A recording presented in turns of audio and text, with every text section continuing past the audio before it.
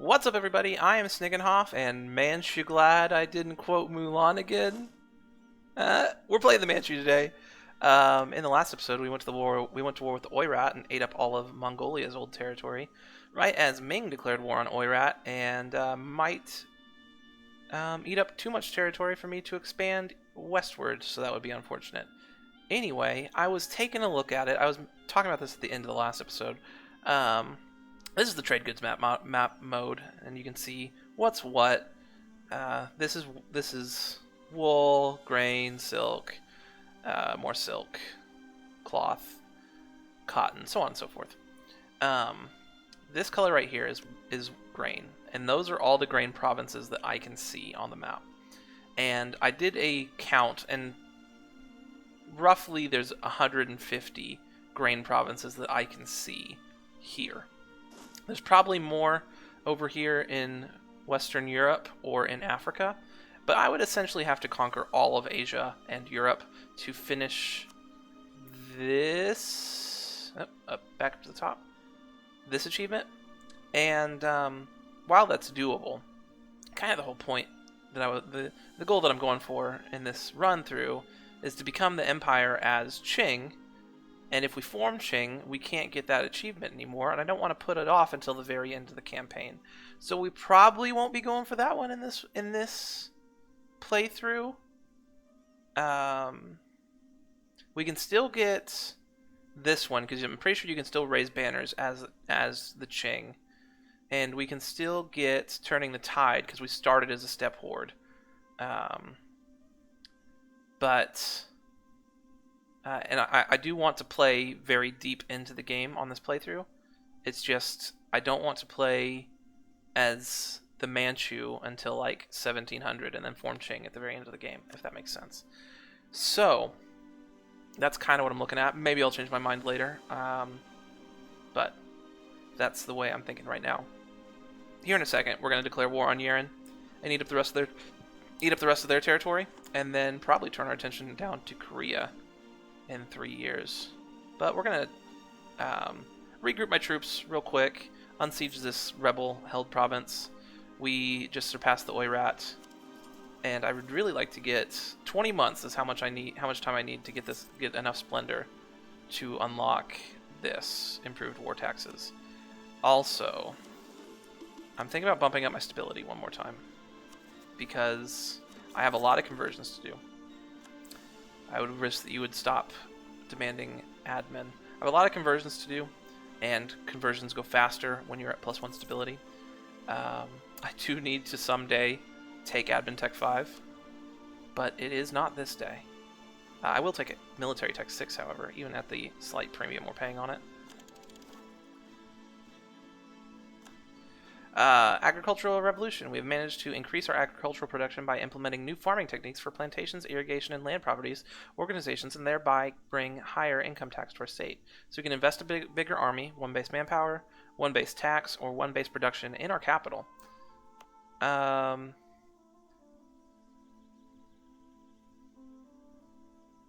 think we're going to take the tax.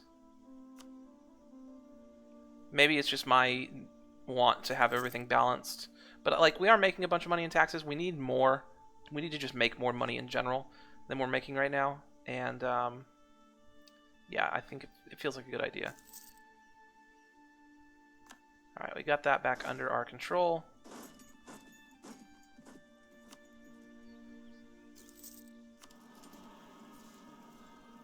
They're going to want admin power again. Great. Also, I think once the age flips over, we're going to lose this bonus. I'm not 100% sure. I don't think it lasts throughout the whole game, though. Alright, we converted them. I mean, we just really need to get these conversions, I mean, as many conversions as we can do done, because, like, we want our religious unity to jump back up. I mean, it was a lot better than it was before, because we had Confucian as the syncretic faith. She kind of tanked that a little bit, but our prestige jumped way back up. Do I want to just go win this war with Yeren, like, right now? One thing that would be interesting to note. Economy. Income? No. Income comparison? Sure. they have a positive opinion of us? Yes. Can we see how much they have in their coffers right now? They're making a ducat 63 a month. Ming is making so much money. Holy cow. I know there's a income overview. I thought there was a way to look at it, but maybe not. I'm not super well acquainted with this part of the ledger. Normally I just look at the ledger to see how many troops somebody has, whether I can go kill them or not. I'm going to leave this fort standing for a little while to let the devastation tick down in this area. And we do have the Manchurian tribes about to fire, maybe, in 0.6 years. I don't know why they're all mad, but they are. So yeah, let's bump maintenance back up. We're gonna need to fix this this money situation at some point, and just declare the war as a tribal feud over Urkin. We don't need to be spying on the Oirat anymore. We will start spying on Yaren. I probably should have waited for my morale to tick back up a little bit higher first, but you know, derp's gonna derp. I also have none of my people doing anything, which is not ideal. And 22,000 rebels just popped up down in the south, also not ideal. Alright, here's what I'm gonna do. I'm gonna march up here, hopefully wipe this army, then leave enough people to finish a siege down here, and then go deal with the rebels. Oh my gosh.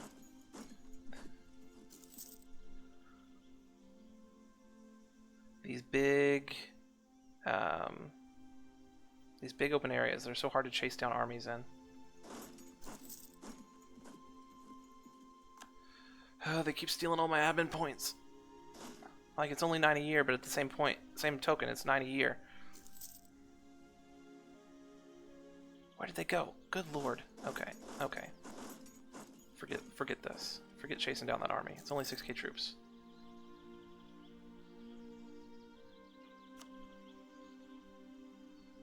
Hey, and they had to fight natives.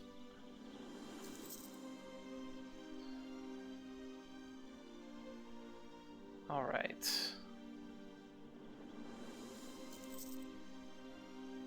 Sweet, they want Diplo power this time. And now they're coming to attack me. Alright, bring it on. Bring it on. Renewed a loan. Stack wiped them. Detach the siege. And leave one other guy behind to go there, and one guy behind to go there. And you guys come back down here and save my capital.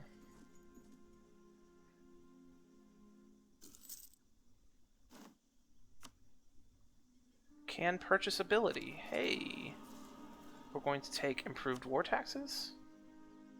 Yes. Yes, it only does last through this age. And I'm not quite sure when the age ends. The Reformation will start... So, 10 years after the Protestant Revolution happens is when the Age of Reformation will start. Gotcha.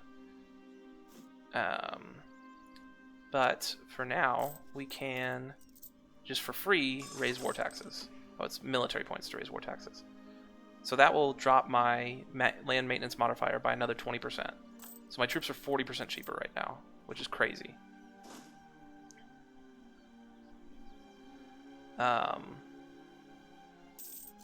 Ooh, that's not great, but it is cav versus a infantry.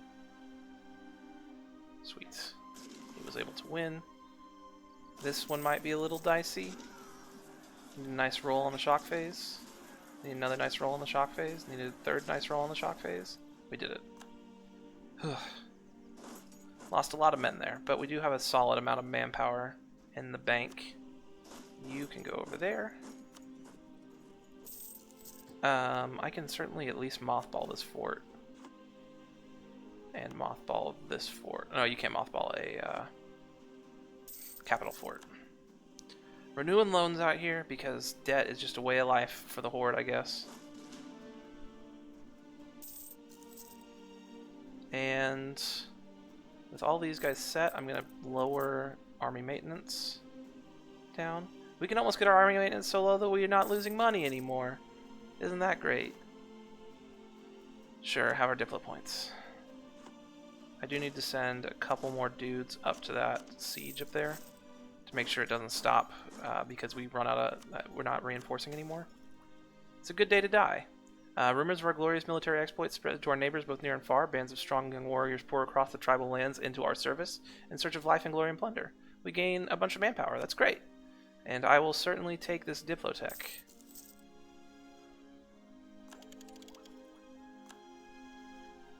Although I did spend all those monarch points in development to get the Renaissance in our capital, and now I haven't, like, it might not be the worst idea in the world to either take out a few loans or debase our currency to you know, be able to actually embrace the Renaissance and not pay the premium we're paying on tech. I'm gonna start building a spy network here, and then let's improve with Yusegi. I also probably need to go back to improving with Ming at some point. They are a little mad at us because of aggressive expansion. I've kind of conquered a lot of land next to them. Sweet, they didn't take oodles of stuff from the Oirat. That's great. And how long is our truce with them? 1480. So 12 years till we can attack them again. And Oirat Separatists just spawned, so we have to raise our maintenance back up. Send those guys over to there.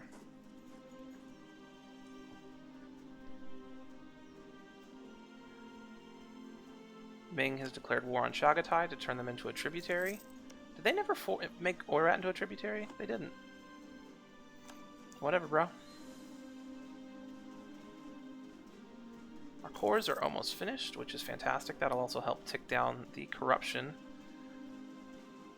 Oh, man. Another thing we could do is we do have a gold mine here. We could use Diplo development to be able to start making more money off gold, which may not be the worst idea in the world. It will cause our inflation to tick up much faster, but it will make us a lot more money. So maybe something we want to do in the future, especially since we're still behind in Diplotech, but I keep complaining about not making enough money, and this is a way to make more money.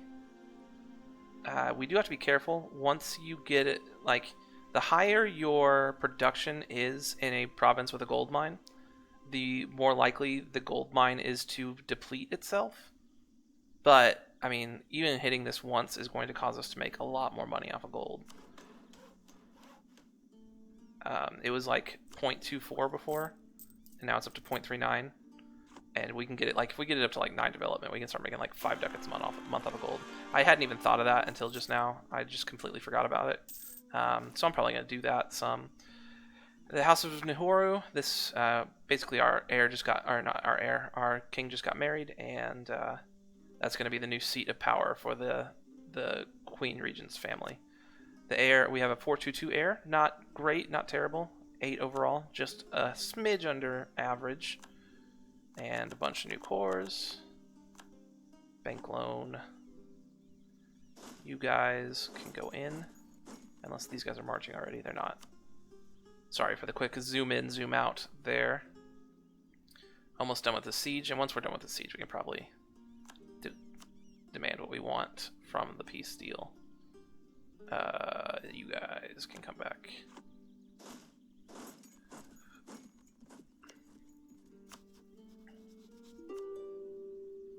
This, and this. Plus all this. Ooh, that's a solid amount. Anything else I want? Nope. And more separatists. Mongol separatists this time. You guys come to that fort. You go to that fort. Pick a new mission. Convert that place to Tengri. which is not the one I'm working right now. It's not possible to convert it currently, but if I bump my stability up by 1, it would be. That one's already cored, so we can't raise it. That doesn't have enough development. We can raise that one, though. That should kind of get us close.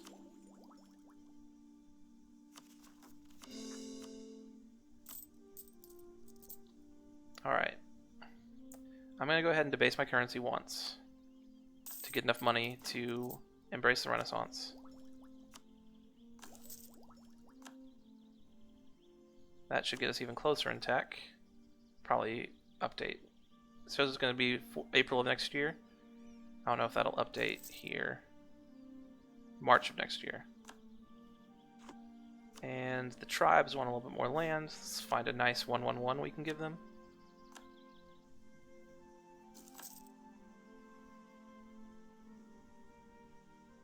Right there seems good. How did you guys get away from me? Get over here. And then I do still have the loans,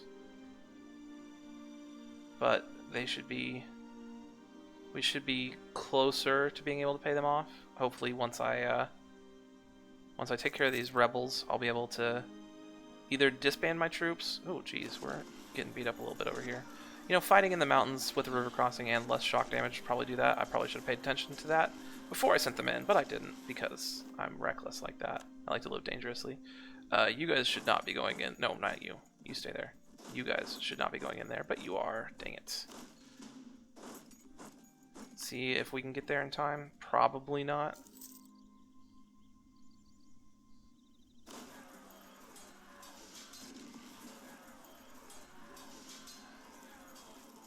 No, we cannot. You guys just need to retreat. And you need to retreat.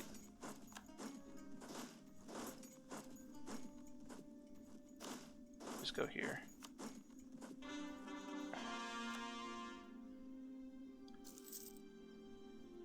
What's Chagatai got going? Oh, it's because they're fighting Ming right now. That's why.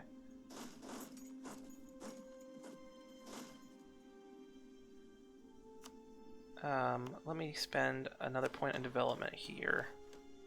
It was 0.34 last time. Now it's up to 0.58. And I'm going to use that gold mine to hopefully fund my empire. The inflation is going to suck, but we need something. Otherwise, we're just going to go bankrupt eventually, and that doesn't sound all that great either.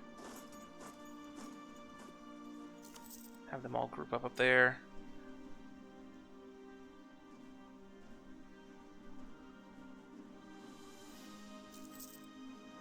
Nude alone.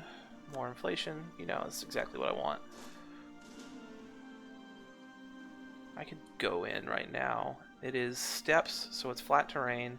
We have the 4-shock general, who has lived for quite a long time. A bunch of cavalry. And it's, well, it's a fort, so we'll be the defender, but in flat terrain it doesn't really matter. And I would like to get there before they capture it. There you go. Big shock phases. Big shock phases. Sweets. Lost a bunch more manpower, but at least we came out of it semi-alive. Let's lower maintenance down. Unfortunately, we only get the war taxes when we're at war. But we did just unlock unlock an idea group, so that's good.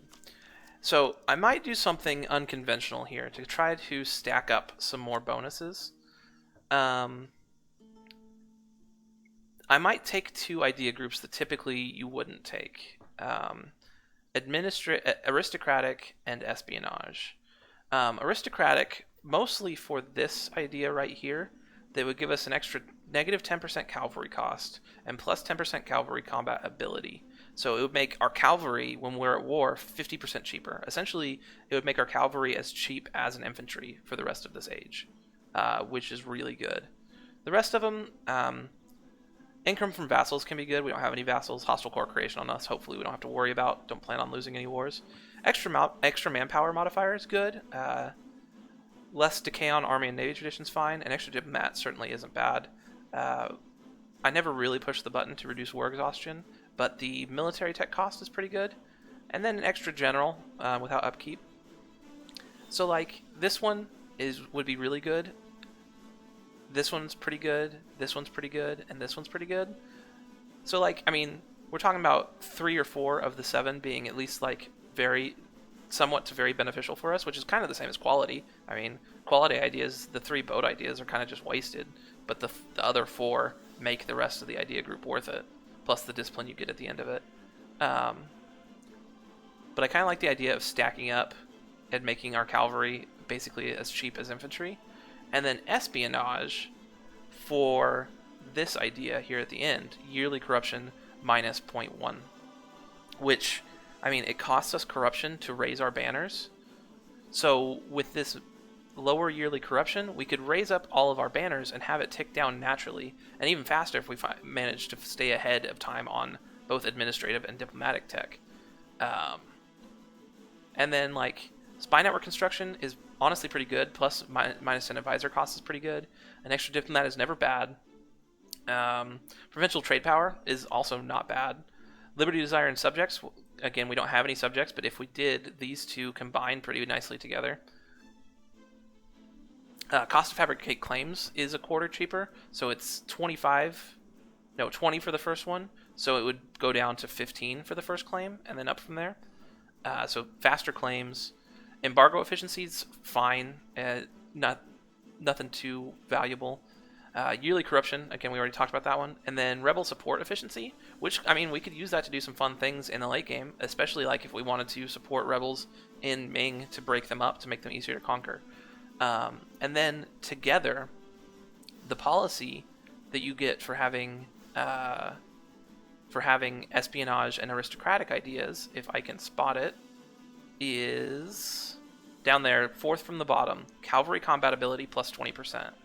So it would make our cavalry, once again, even better. We get the cavalry combatability here, plus cheaper cavalry, and then another 20% cavalry combatability. So it makes our cavalry super cheap. Through the rest of this age, they'd be 50% cheaper. I'm not 100% sure what the bonuses are for the next age, but maybe we'll be able to get some bonuses there to keep them down. Or 50% cheaper when we're at war, and when we're not at war, we're going to have our maintenance lower anyway. And then for the rest of the game, we'll have essentially plus 30% cavalry combatability, while we can have 100% cavalry armies. I mean, all of that seems pretty good to me, and then later on we could take quality to get an extra 10%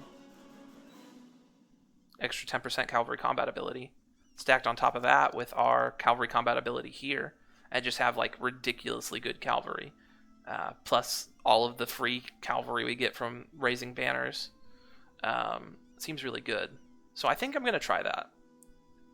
I'm going to go with aristocratic now, and then espionage next, I think, is the idea. And then somewhere down the line, we'll probably go administrative and quality as well, and then I'm not sure what the rest of them are going to be. Administrative is for the core creation cost minus 25%, which would stack already with our... Where's the core creation cost? Here. Another 20% core creation cost lowered there. So that's kind of the idea that I'm going for. Or the ideas. Which makes me want to refocus back onto military points, but we can't do that again for a little while. With all that being said, we're going to call it an episode right there. Thank you guys so much for watching. You've been wonderful. If you enjoyed the content, feel free to like the video, subscribe to the channel, and leave a comment. Who do you think is going to come out on top in this Indian brawl we got down over here? Delhi is in a pretty strong position. Jaipur is in a nice position, although they're landlocked in between a bunch of other strong countries. Vijayanagar is really big and really strong. Malwa, Bengal, Sindh. Heck, Orissa might come out of this. Who do you think is going to win? Or is it just going to... This brawl just going to last forever? This 6 or 7 way fight for dominance of India. But thank you guys so much for watching, and I'll see you next time.